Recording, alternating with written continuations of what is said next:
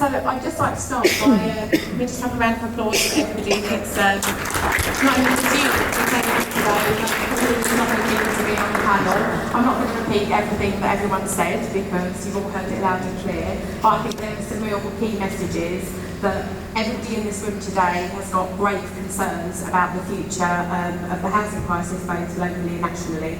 So that's really, really important that we take that forward and anything that you guys say later on today, and we take that to our elected representatives.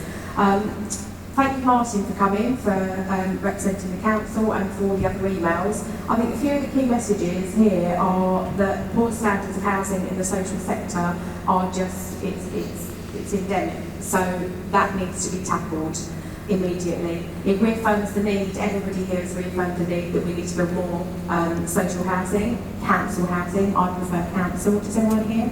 I think council housing, not council.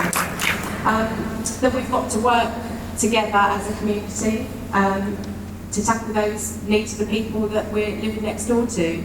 Why should some people have a much better standard of living than others? That's just not fair. We've got to stop those rogue landlords. It's completely unacceptable because they are just, profiteering from the poor. When we have 33% of children living in poverty in Watchman and Southend East, 33%. And obviously you highlighted 320 of those are currently in temporary accommodation, and that's just terrible. I liked what Becky said, the three things that we need to remember, that it's real, that it's a problem for all age groups. It's not just young people anymore. Do you know what? We've had people coming up to us in our high street stores, they're older people. They're in desperate poverty, they're in terrible accommodation. That's not right. You've worked your whole lives and you end up in really appalling conditions. Whereas with council housing, we can regulate that. So the next thing is that it costs our economy millions. Well, we all like to save money, don't we? But at the end of the day, we're bleeding out of every orifice. So the housing crisis is manufactured, and it's actually manufactured to profit people like private landlords and the people that can afford to go and buy second and third homes to rent out. My favourite for Becky is people power. She shouldn't be fighting, should we, for people to be housed. That is just completely and utterly wrong in this day and age. And that we've all got to just join together and make sure that as one united voice we continue to lobby whatever's happening. And that's evident from Alet's email. Now Alet is the top bod from Homes England, who we had a meeting with some time ago, and he wasn't interested in listening to us, was he? The people here, some of you were at that meeting, he's not interested. He just wants to get rid of that land to a private developer, and we're not going to let him. The public consultation that he mentioned was an absolute farce. They advertised it a tiny, weeny little half-page spread in the Echo a week before. So that's not an acceptable way to advertise a public consultation. And again, in the email that Trish has just read out, he's going to again launch another public consultation once these housing and the planning goes out. Or do we trust them to do it properly? No, we don't. They're not going to do it properly because they want to sell that land off. They want to make money. They are a government agency and they have a responsibility to the people who actually own that land. And who is that? That's us. It's public land. Just moving on to the profiteering and privatisation, that's an agenda that actually goes across the board. It's not just housing, it's across all public sectors.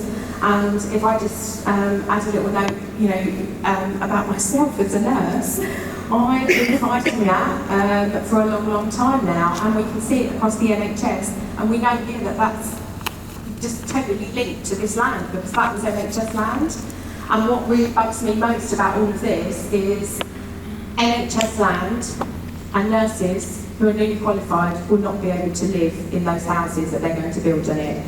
And we have 800 nursing vacancies across Mid and South Essex. 800 unfilled vacancies. Now, how are we going to attract those people to come and live in Southend if they can't actually afford to live here because the rents are so high and the houses that Homes England are selling off to barracks and they're building are just far too expensive for a newly qualified nurse, or even, a senior nurse. The wages aren't that great. We can't afford to save up for the deposits to buy those houses now. So it's just ironic. We've got to stop that happening. Just moving on to Martin again, I'm really glad that the council position is that you support the campaign. That's, that's a big thing. A lot of housing campaign groups don't have the support of the council.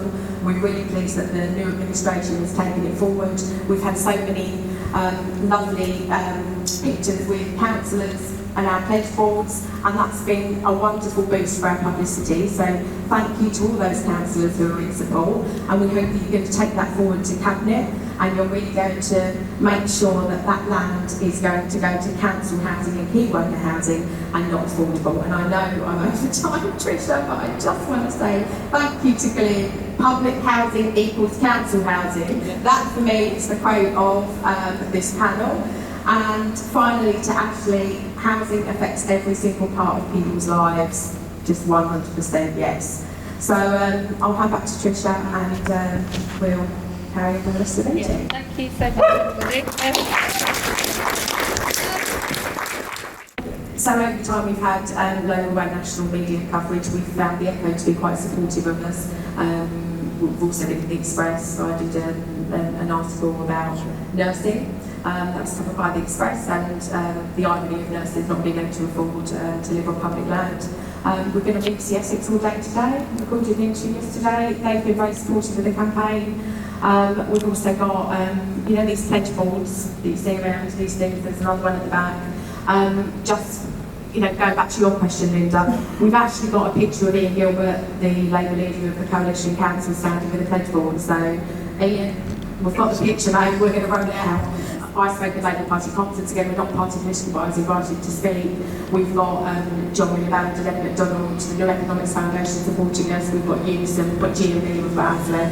So we're getting traction all the time, and that's what we need to put the pressure on Homes England, because they in fact would give that land back to the council.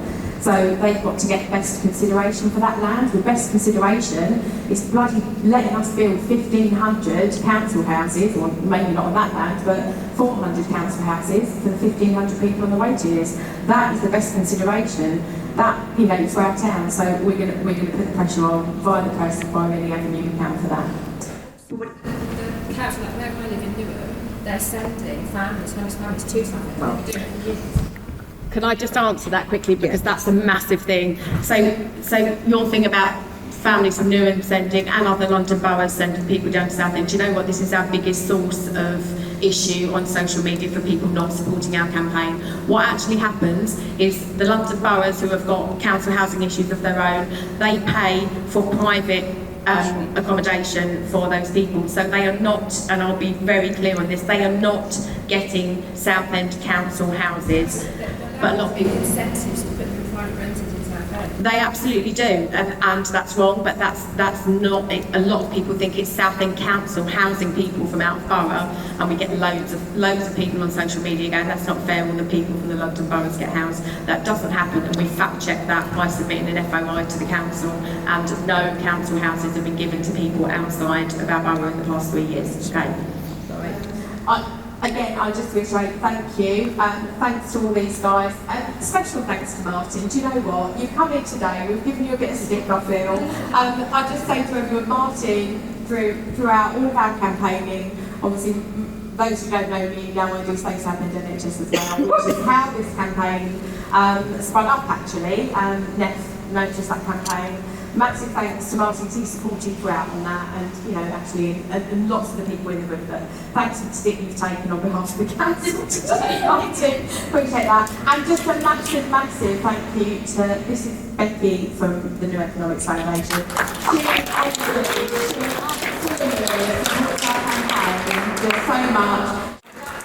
I'm just going to bring it back to why we're doing what we're doing. It's a poem I read out when I spoke at a conference, and this was a man who come up to us when we were doing one of our high street stalls, giving out our leaflets, getting our petitions signed.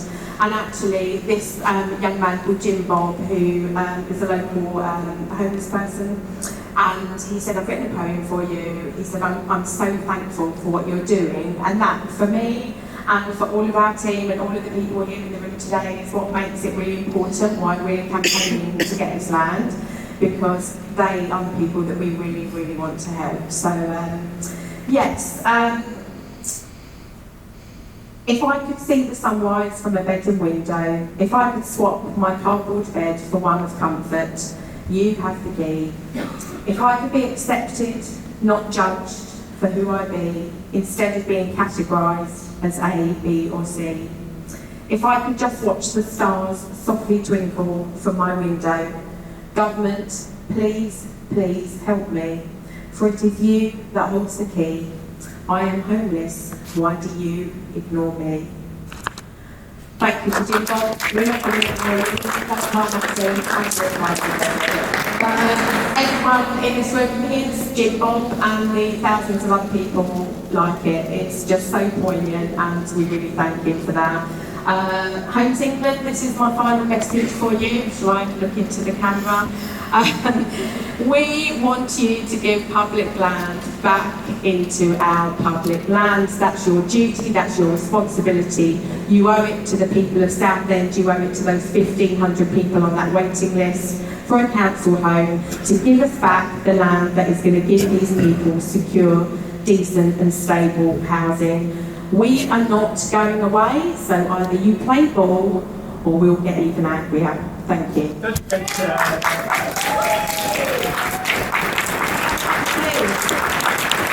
Fantastic.